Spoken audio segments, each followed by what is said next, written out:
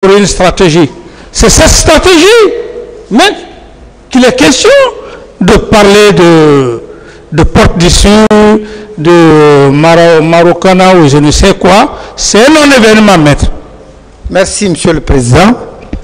Je crois tellement à ce que vous dites que vous avez déjà entamé par votre réponse certaines questions qui devaient suivre immédiatement. Alors, vous êtes à votre 14e comparution. La première a commencé le 12 décembre 2022, à raison de 3 comparutions par semaine. 12 décembre, 12 janvier, ça fait déjà un mois, à raison de 4 semaines. Ce que vous faites un nombre record de comparutions. Et je suis complètement ébahi que votre état de santé vous ait permis de tenir ce coup et que votre mémoire soit aussi fidèle que vous avez donné la preuve, Monsieur le Président. Ce faisant, Monsieur le Président, ce qui est constant, c'est que personne encore, à commencer par le parquet, les partis civils et la défense de M. Boubacar Toumba, ne vous a mis devant une évidence qui vous a confondu, devant laquelle vous n'avez pas trouvé de porte de sortie.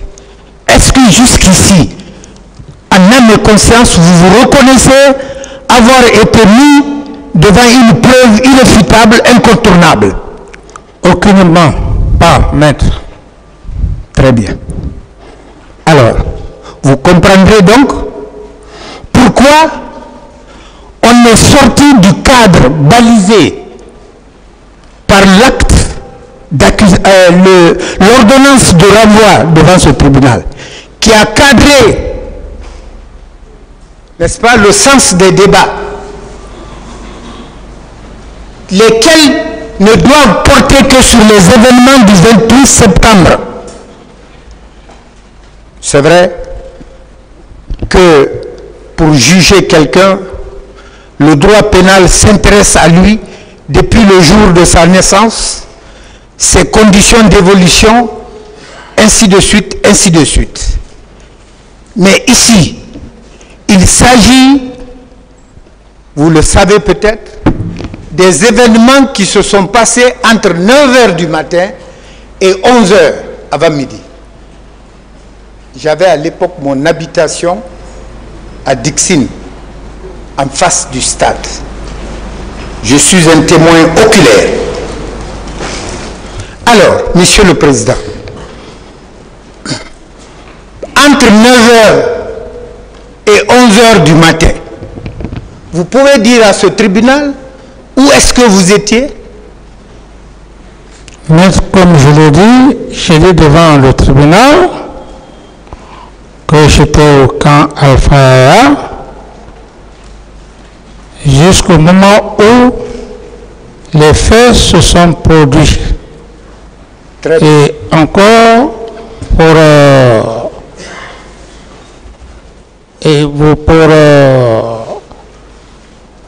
vous enrichir, si, maître,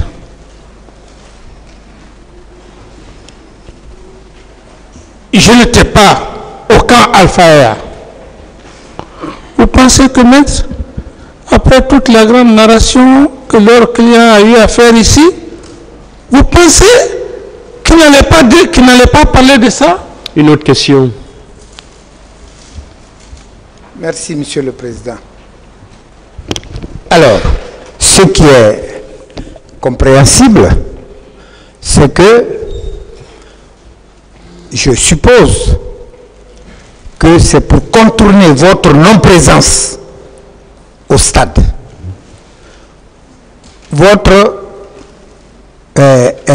Le fait que n'ayez, jusqu'à preuve du contraire, donné aucune instruction à qui que ce soit, qu'on laisse les événements du 28 septembre pour aller dans des débats qui n'intéressent pas ce tribunal. Tout à fait, maître.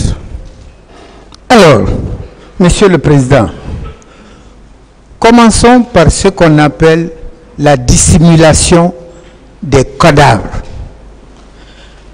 Comment vous pouvez répondre à la question de savoir des cadavres des personnes qui ont été tuées, pas sur vos instructions, pas à votre présence? Comment les auteurs de ces atrocités peuvent alors revenir à vous pour vous demander qu'est-ce qu'il faut faire des cadavres? Ça, c'est possible? Ce n'est pas possible, maître. Pourtant, on vous dit qu'il faut expliquer comment, qu'est-ce que vous avez fait des cadavres. Vous avez vu un seul cadavre? Non, maître. Très bien. Alors, Monsieur le Président, on est même allé hier, c'est encore frais dans ma tête, que vous avez tenté d'éliminer le commandant Aboubakar Toumba Diakité. Entre la charité et l'Église, qui doit se moquer de l'autre? Vous avez la preuve que M. Boubacar Toumba Diakité a essayé, il a tenté de vous éliminer. Oui, maître. Alors, quelle preuve donne-t-on de votre part pour dire ou affirmer que vous avez voulu éliminer Toumba Diakité? Ce sont des hypothèses, des imaginations, de l'utopie. Très bien. On vous reproche le fait d'avoir voulu conserver le pouvoir et que c'est votre entêtement à la conservation, passez-moi l'expression, hein, entêtement, c'est peut-être pas... Oui, maître, Voilà, je vous suis attentivement. Je n'y pense pas de péjoration pour vous. Oui, maître. S'il vous plaît. Et que c'est ce qui aurait poussé la population ou qui a provoqué les événements du 28 septembre. Monsieur le Président, prenons des exemples à travers le monde et ici en Guinée. Le premier président de ce pays n'a-t-il pas conservé le pouvoir pendant 25 ans? Oui, maître. Celui qui est venu, le général Conté, il n'a pas fait 24 ans? Oui, maître. Le dernier, ce n'est pas à sa tentative de troisième mandat que certains considèrent comme illégal qu'il est parti? Tout à fait, maître. Mais alors, ce n'est pas une invention de votre part que de vouloir rester au pouvoir. Ça, c'est d'abord humain. Ce n'est pas d'Addis. C'est humain. Vous êtes d'accord avec moi? Oui, maître. Bien. Ça, c'est en Guinée. À travers le monde, les États-Unis qu'on qualifie de plus grande démocratie du monde, Donald Trump n'a pas envahi le Capitole? N'est-ce pas? Oui, on a vu. Et il y a eu des morts d'hommes. On a vu les images. Très bien. Jair Bolsonaro Au Brésil, là. au Brésil n'a pas envahi le siège des 4 pouvoirs de son pays dans le but que les élections ont été truquées, que c'est lui qui aurait gagné. Ce n'est pas son instinct de protection de son pouvoir, ça? Oui, maître. Mais alors, Dadis, lui, il aura mangé quelle partie du gibier pour lui dénier cette pratique internationale? C'est depuis le dénigrement, maître. Très bien.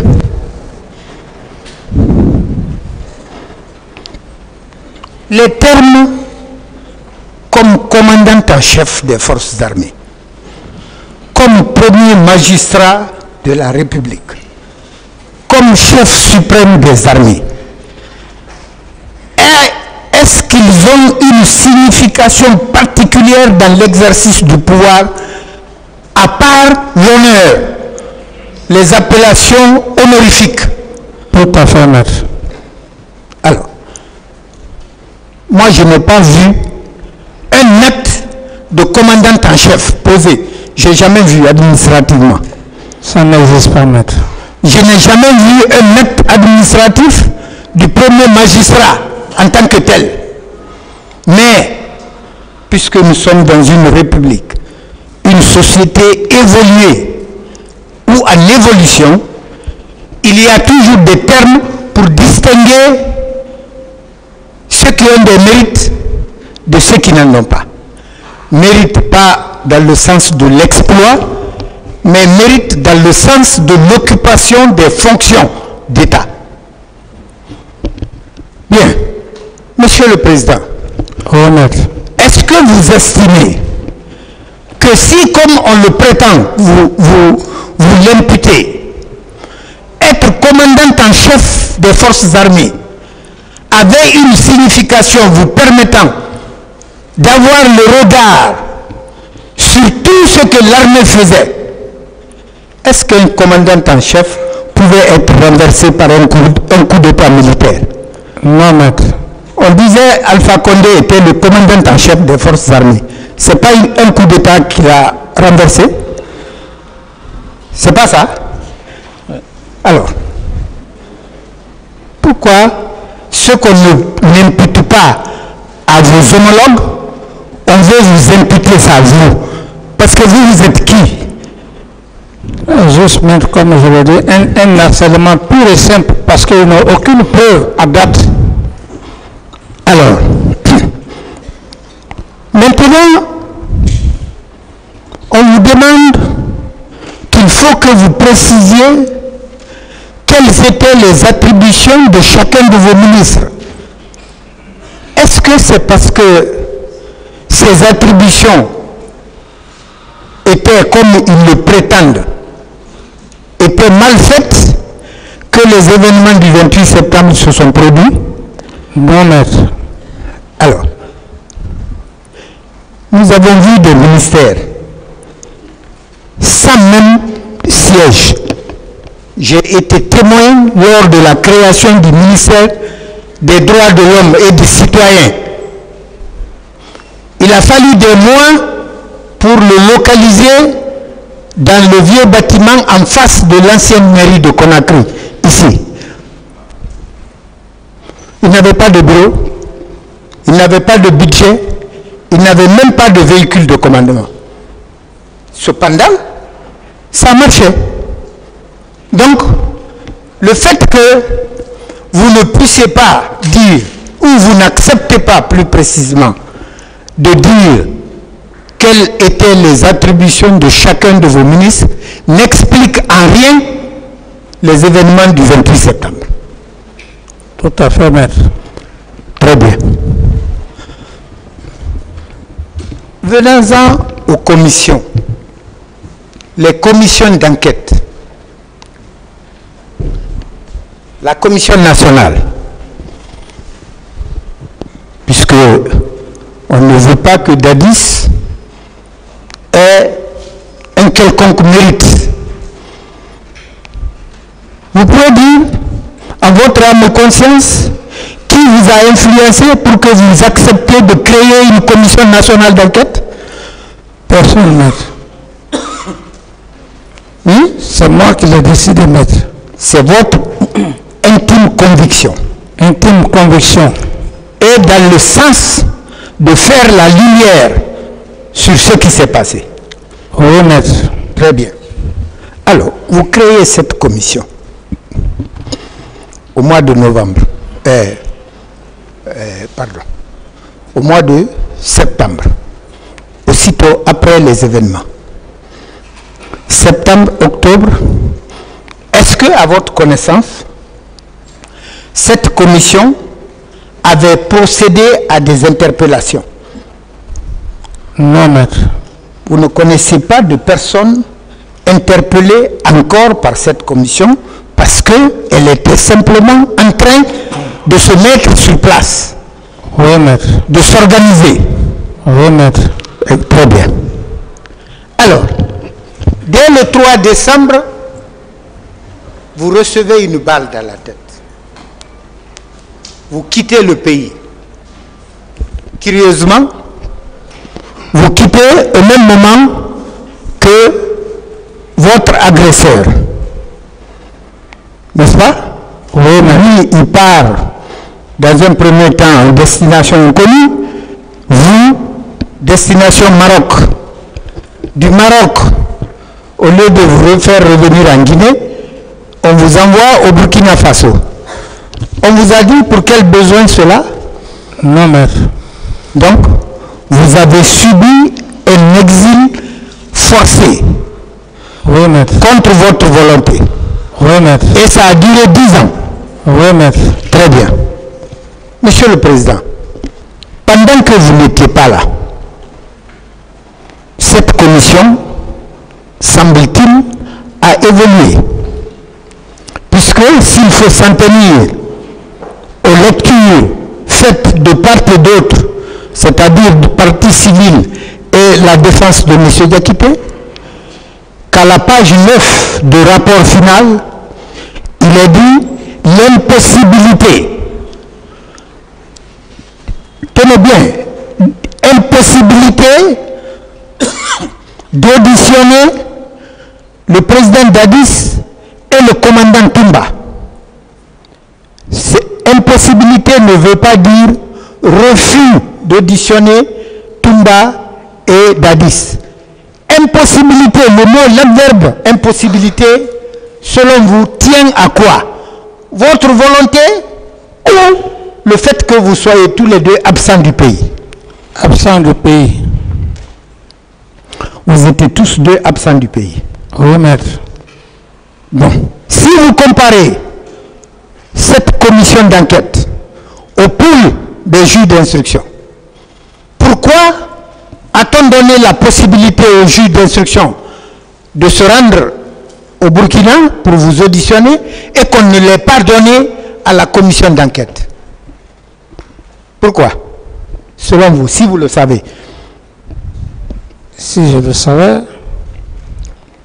j'allais accepter, maître. Vous avez accepté quand le pool des juges d'instruction est parti au Burkina. Vous vous êtes volontiers prêté à ces questions. Tout à fait, maître. Contrairement à la commission que vous avez créée et que vous avez laissée ici. Elle n'est jamais partie vous auditionner là-bas. N'est-ce pas? Oui, maître. Bien. Vous ne pensez pas que cela procède d'une stratégie, d'une tactique ou d'une volonté délibérée de ceux qui commanditaient à l'époque? Tout à fait, maître. Très bien. Alors, vous ne pouviez pas, je suppose, jusqu'à ce que vous donniez la preuve contraire, vouloir d'une chose et de son contraire en même temps. Que vous ayez accepté de mettre une commission d'enquête, mais que vous refusez de vous prêter à ces questions. Encore que, nulle part dans le rapport de la commission, une allusion quelconque, si petite soit-elle, n'est faite à monsieur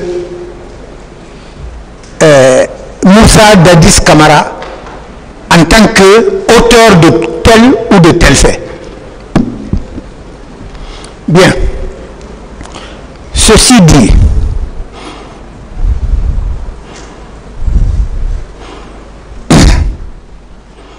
on a lu des interviews tout à l'heure ici. Vous avez entendu votre nom là-dedans?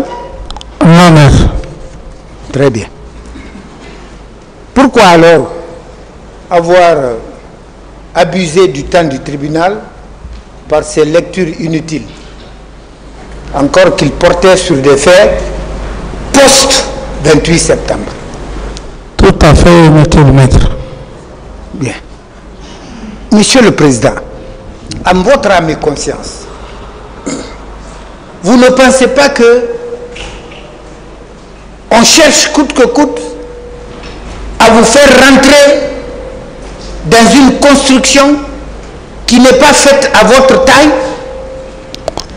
ça, mais c'est ce que je dis. Ils n'ont aucune preuve. Ils font des montages. Ils peuvent même payer des gens, maître. Payer des gens. J'en viens, Monsieur le Président. J'en viens. Ce qui m'intéresse pour le moment, puisque sur le plan de la présence au stade, il n'y a pas de possibilité de vous accabler. Sur le plan des instructions données, il n'y a aucune possibilité de vous accabler. Il faut donc chercher par tous les moyens pour ne pas que vous vous en sortiez. Oui, maître. Vous avez compris ça? J'ai bien compris, maître. C'est pour ça, par l'effet des audiences, je salue le fait que le dadis de ces premiers jours de comparution n'est plus celui-là qui est maintenant en face. La sagesse, entre-temps, s'est emparée de vous et désormais guide aussi bien vos attitudes que vos paroles. C'est aussi ça le rôle éducatif d'un procès, Monsieur le Président. Alors,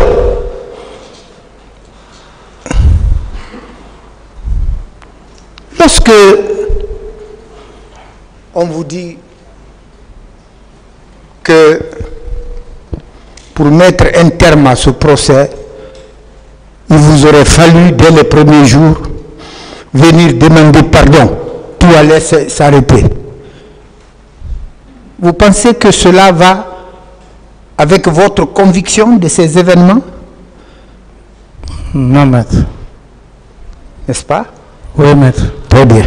Vous aimez souvent donner l'exemple d'un père de famille dont l'enfant sortirait sans qu'il n'ait su, sans que le père de famille soit au courant que l'enfant est sorti. Cet enfant va faire des gaffes, ou du moins cet enfant est reconnu ou est accusé d'avoir fait des gaffes. Quand on revient vous voir en tant que chef de famille, votre première réaction, n'est-ce pas de chercher à vous convaincre d'abord que ce qu'on dit sur votre enfant est réel? Oui, maître. C'est une fois que cela est irréfutable, établi de façon irréfutable que c'est lui l'auteur, que vous, en tant que père de famille, pour un adolescent mineur, vous devez réagir, n'est-ce pas? Oui, maître. Très bien. Dans l'armée dont on vous attribue le commandement en chef, la chefferie suprême, quel est le seul militaire de l'armée régulière qu'on vous a présenté ici, ou dont on a dit le nom ici, avoir tiré sur la foule? C'est lequel? Si ce n'est pas Toumba qui est parti au stade. Très bien. Monsieur le Président, vous, en tant que militaire, officier de surcroît, vous avez une idée sur le comportement des militaires. Ceux qui ont fini leur commune de base, est-ce que vous estimez que ceux-ci sont capables, au sein d'une foule en détresse, comme c'était le 28 septembre, prendre une femme, enlever le pantalon et se mettre à violer en public? Ça m'étonnerait humainement. Très bien. Vous ne dites pas qu'il n'y a pas eu de viol. Oui, maître. Mais ça vous étonnerait que ça soit le fait des militaires. N'est-ce pas? Oui, maître. C'est bien ça. Ok. Alors, qui donc pouvait avoir fait ça? Vous savez, il y a des sujets qui énervent ici. Le mot complot que vous avez dit énerve, sans qu'on vous ait laissé même la possibilité d'expliquer. pas? Oui, maître. Bien. Vous avez compris ça? J'ai compris, maître. Or, c'est vous qui êtes en train de vous défendre. Ici, la loi vous donne le droit d'utiliser tous les moyens de droit et les moyens de fait pour vous tirer d'affaire, si cela arriverait. Donc, Monsieur le Président, tout ce que vous savez, ou vous pouvez faire valoir, n'hésitez pas. Ensuite, Monsieur le Président, Oui, maître. franchement, à part le service qui vous a uni à M. Boubacar Toumba et les suites qui s'en ont suivies, qu'est-ce qui vous oppose humainement à ce monsieur? Ce qui m'oppose, c'est par rapport aux événements du 26 septembre, la désobéissance qu'il a eu à faire et se mettre devant le tribunal tout en racontant des choses irréelles et que vos confrères essayent par tous les moyens de passer par des manières pour distraire les gens, le tribunal, laisser les faits réels pour lesquels nous sommes devant le tribunal. Très bien. Monsieur le Président, si on suppose qu'à la place de Toumba se trouverait un de vos frères, grand ou petit, votre attitude à son égard, dans les mêmes circonstances de fait, aurait changé? Pas du tout, maître. Bien. Alors, revenons-en à cette transcription qu'on présente au tribunal comme un trophée de guerre, c'est-à-dire la preuve fatale. C'est celle qui va faire couper la tête à Dadis et tout va s'arrêter. Je lis la partie introductive.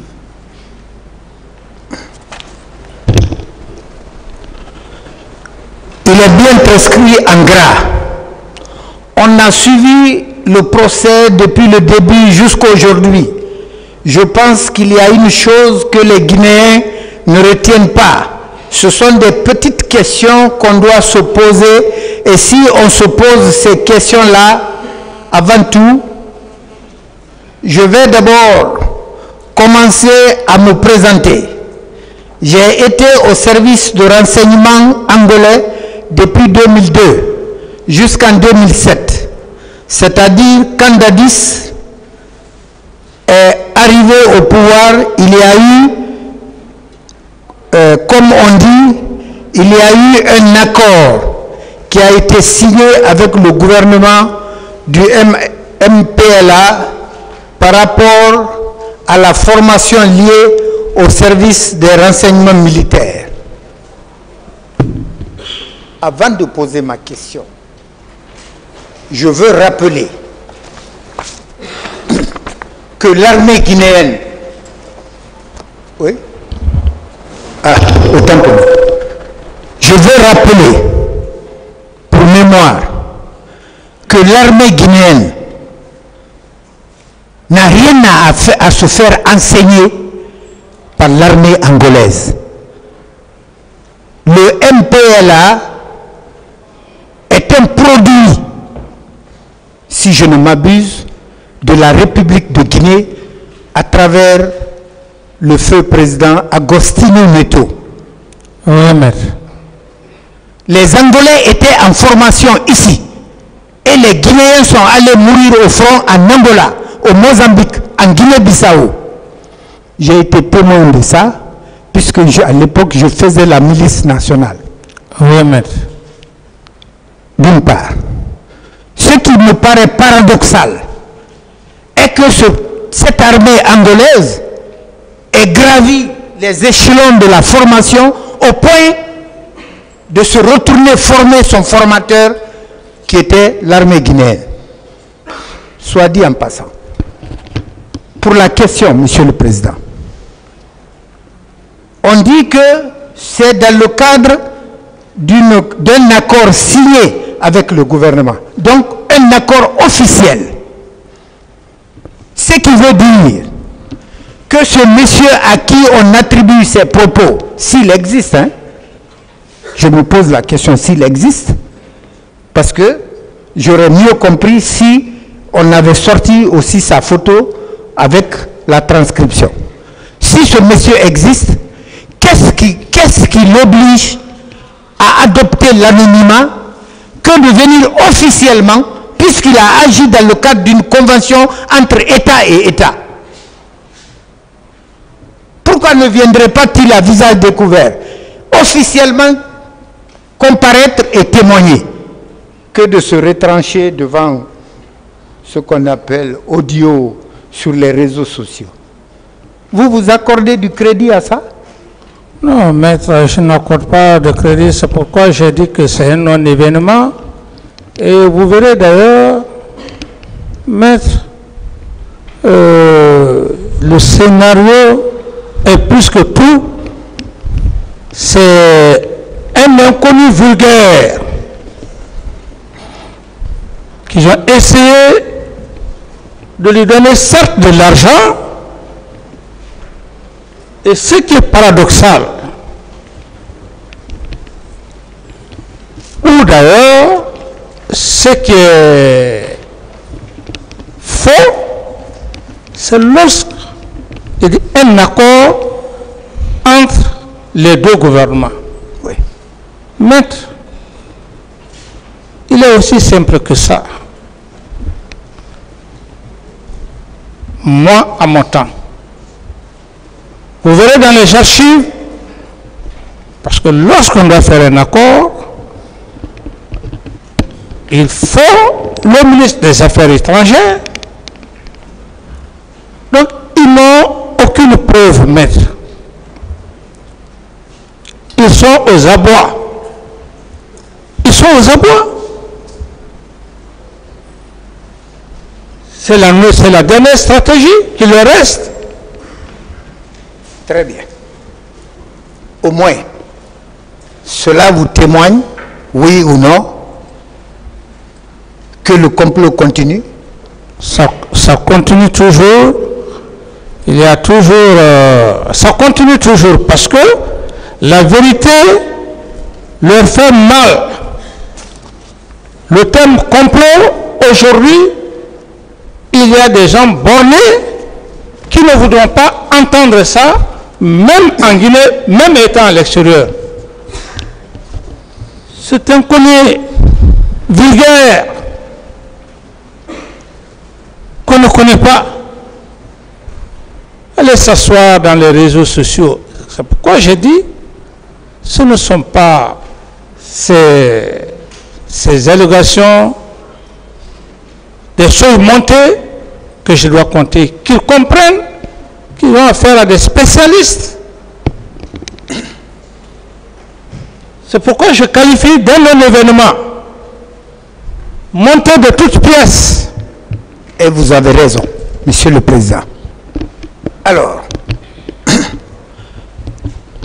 on a cité bon nombre de personnes qu'on souhaitait, ou qu'on souhaite toujours d'ailleurs, confronter à vous. Et sagement, vous avez répondu que cette décision ne vous appartenait pas, ça revenait au tribunal lorsqu'il le jugera nécessaire, n'est-ce pas? Oui, maître. Cela ne traduit pas votre volonté de ne rien laisser dans l'ombre dans ce dossier? Au prix de ma vie, maître. Très bien.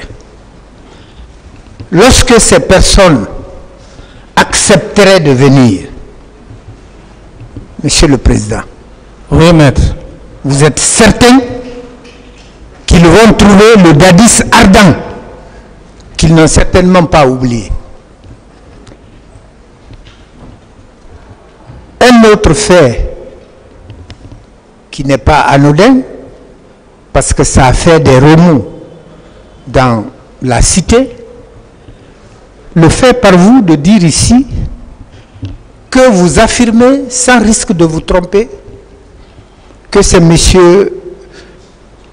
Cellou Dalein Diallo qui avait gagné les élections, mais qu'il fut triché, relégué au second plan. Vous savez que ça également, ça fait mal? Ça fait mal, et même dans cette salle, je ne voudrais pas... Voilà. Même dans leurs questions, ça se sent. Ça leur fait mal au point de passer par des dénigrements, de raconter de n'importe quoi. Mais ce qui est important, maître, c'était de prouver à l'auguste tribunal que cet homme qu'on a tiré sur lui, Dieu lui a donné une intelligence extrême, réfléchie, qui a sa plénitude. Il ne divague pas. Contrairement à tout ce que les gens disaient, on les a tirés, le peuple de Guinée a su aujourd'hui que je suis serein. Très bien. Par la grâce de Dieu. Très bien. Le plus important, les dénigrements, je laisse le tribunal, la cour, faire sa part de choses, maître. Merci, Monsieur le Président. Monsieur le Président, moi j'ai en mémoire vos propos lors d'une interview relativement à votre candidature, où vous avez déclaré que pour l'instant, la candidature à la présidence ne fait pas votre préoccupation. Oui, maître. Mais que si éventuellement ça le sera, ou ça le serait, vous ferez connaître. Oui, maître. Est-ce que vous pouvez dire au tribunal si une seule fois, vous aviez déclaré que vous avez l'intention de vous présenter aux élections présidentielles? Et je peux bien dire au tribunal, allez-y, monsieur le procureur, j'ai substitué à monsieur le président et assesseur, que pas un seul jour, malgré tout ce que je disais, pas un seul jour, j'ai dit devant le peuple de Guinée officiellement que je serai candidat. Personne ne peut l'affirmer. N'affirmer le contraire. Bien, Monsieur le Président, moi, je vous crois tellement que cet avis de non-candidature était perceptible même dans votre famille. Je prends l'exemple de votre fillette à l'époque, qui est devenue fille, qui est même devenue femme, il paraît, elle s'est mariée, qui déclarait sur la radio, sur TV5, j'ai toujours dit à papa que le pouvoir, c'est Dieu qui donne. Si le peuple lui dit de se présenter, d'accord. Mais si le peuple dit de ne pas se présenter, il ne faut pas qu'il se présente. Je retiens ça de cette fille-là à l'époque. Et ça confirme ce que vous venez de dire. Monsieur le Président, oui, maître, consciencieusement, si vous aviez cette volonté, qu'est-ce qui vous l'interdisait? Oui, maître, tous les Guinéens m'ont connu ici et j'estime même que la cour avec laquelle je fais face, me connaissant, j'allais manifester, même si la population allait refuser, parce que je ne cache pas mes sentiments. Ce peuple de Guinée me connaît à suffisance. Cette cour me connaît à suffisance. Et surtout lorsqu'on dit que Dadi c'est impulsif, dans mon impulsivité, je pouvais tenter de le faire. Ouais. Mais l'intelligence, mon intelligence, je l'ai dit une fois au palais, j'ai dit lorsque on veut se cramponner au pouvoir et que le peuple ne veut pas, on ira avec toutes les humiliations. Je retiens encore cette phrase noble qui fait que toutes les supputations qui se trament parce qu'ils veulent prendre, comme un de vos confrères, jeune d'ailleurs, a dit, lorsqu'on est en train de se noyer, n'accepte pas de te noyer avec eux. C'est pour cette raison, j'ai gardé ma sérénité devant cet auguste tribunal pour ne pas que ses adversaires réussissent parce qu'ils sont orphelins de preuves. Ils n'ont reçu nulle part à faire exhiber aux procureurs et substituts. Ils sont embarrassés. Maître. Très bien. Alors, Monsieur le Président, vous comparaissez à titre de complice. Oui, de complice, oui. De complice. Le complice, c'est celui qui a aidé l'auteur principal. L'aide là qu'il apporte, ou l'assistance qu'il apporte pour permettre à celui-là de réaliser le fait infractionnel. Depuis qu'on est là, est-ce que on vous a identifié un seul auteur à qui vous avez apporté de l'aide et de l'assistance? Non, maître. La preuve en est que j'ai été cadré ici, j'avais un schéma, et comme disait l'un de mes éminents professeurs, M. Cheikh Amadou Kamara, j'étais dans un canevas stricto sensu. Ils m'ont recadré que non, ne reste pas dans le cadre de complicité. Le tribunal a besoin d'aller dans le sens de stricto lato sensu, c'est-à-dire dans le cadre élargi. C'est ce qui a fait que maître, je suis resté dans ce cadre que j'ai répondu à toutes les questions. Malgré tout ce nombre de jours, aucune preuve, personne n'a prouvé ma complicité ici à date. Très bien. De ce fait, Monsieur le Président, vous maintenez pour réitérer au président du tribunal, à ses assesseurs, qu'il doit vous libérer? Oui, tout à fait, maître. Comme je l'ai tantôt dit, je ne voudrais pas en abuser à Monsieur le Président et Monsieur le Procureur. Je leur laisse leur intime conviction. C'est une cour auquel je fais face. Je suis patient, mais j'estime, maître, sans en abuser, maître, oui, que cette cour, Monsieur le Président et assesseurs, ils vont me libérer et Monsieur le Procureur et substitut vont faire leur réquisition parce que cette partie auquel je suis confronté ne trouvait aucune preuve à date d'exhiber à Monsieur le Procureur et substitut. Très bien. J'ai la conviction, mais j'ai la patience et je ne voudrais pas en abuser, maître.